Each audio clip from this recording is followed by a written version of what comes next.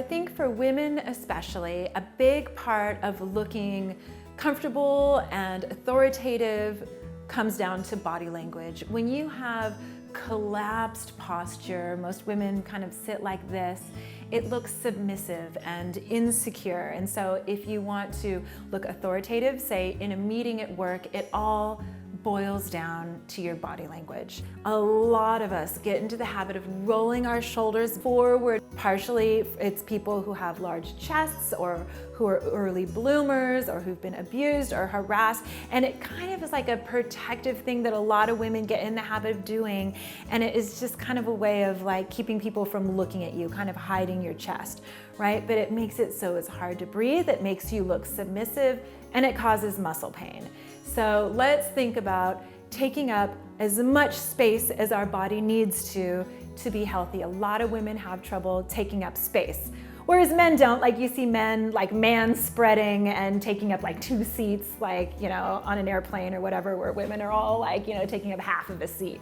So let's take up some space and really thinking about opening outward with your shoulders, letting them relax downward and getting wide in your upper back and letting your shoulders fall away from each other.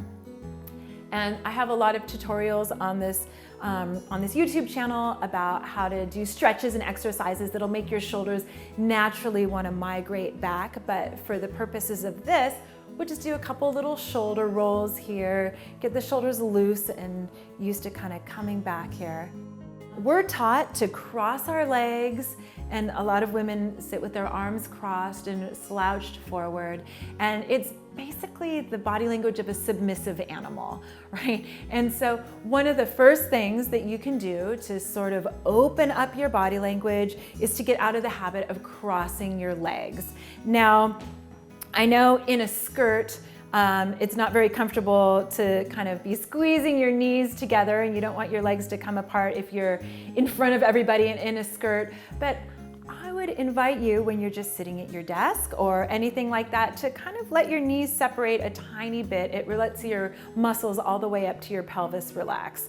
But if you're in a public situation, another thing you can do is just kind of cross your ankles, and it kind of is a little cheat. It allows you to kind of scratch that itch of wanting to cross your legs if you've been in the habit of doing that your whole life.